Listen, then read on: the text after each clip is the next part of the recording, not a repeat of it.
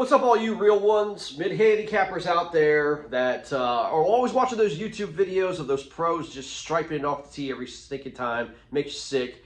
Wish you could do that. But us, we don't have that talent, man, and we're just striving to be better every single day.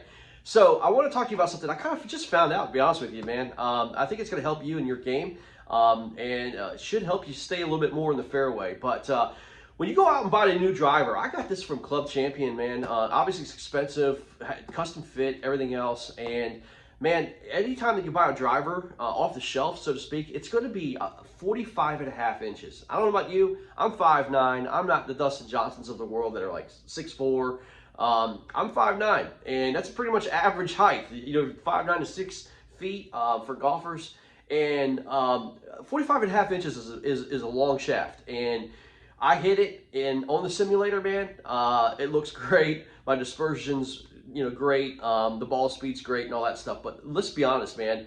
Your swing is not the same every single day when you get out there. And when you're on the course and conditions change, the weather changes, you're just not going to hit the ball between the screws every single time and hitting driver on the golf course when you're playing over and over and over again, right? You hit your driver maybe 10 times a round.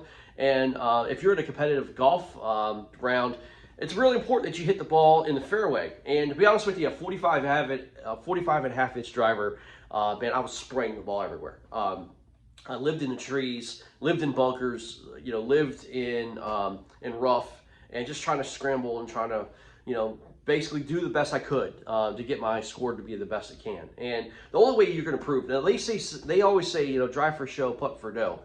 Okay. But if you can't drive off the course or off the tee box, you're not going to be able to play this game. I don't care how good your short game is. I don't care how your scramblability is or how well you can putt. If you can't get off the tee box, you can't play the game of golf. And so I found out the hard way here in the last year or so, trying to get my game back in order and back into a more competitive environment. So I bought this Paradigm. I like the club, but 45.5 inches, man, I was really struggling with it. So what I did is I've got the Diamana shaft here. It's 60 grams stiff. And what I had to do, man, is I had to cut down the shaft, and I cut it from the butt end of the club here. I cut it down an inch. I didn't realize that is a dramatic movement in terms of weight. This swing weight when I first got it is a D9. When they put it on the weight machine, it was a D9. And that's where I usually hit my golf clubs, is a D9. But come to find out that if you do that, you have to add significant amount of weight to your club. And what I mean by significant amount of weight is this. For every ½ inch you cut from the butt end of the club, it changes the dynamic of the weight by 3 swing weight points. And every swing weight point is 2 grams. So you have to add, let's say you cut an inch down, you change the club's weight by 12 grams. That is a lot. And I knew that it was changing the weight a little bit, but I didn't realize it was literally 12 grams.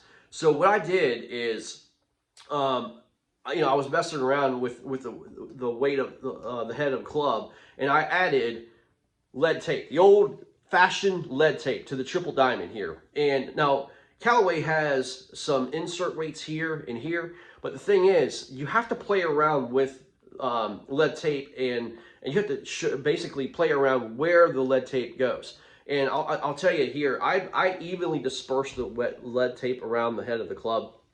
And I'll be honest with you, I watched something from Akshay Bhatia, who just won on the PGA Tour, and he fills his clubs with lead tape. And I was putting like maybe 2 or 3 strips here, and each strip is 2 grams, and only 2 or 3 doesn't get the job done. So I now added 6 strips of lead tape, and I dispersed it throughout the middle, and then a strip here on the front. And the reason why I wanted to do that is I wanted a more lower penetrating ball flight to get the ball rolling and down that fairway the best it could.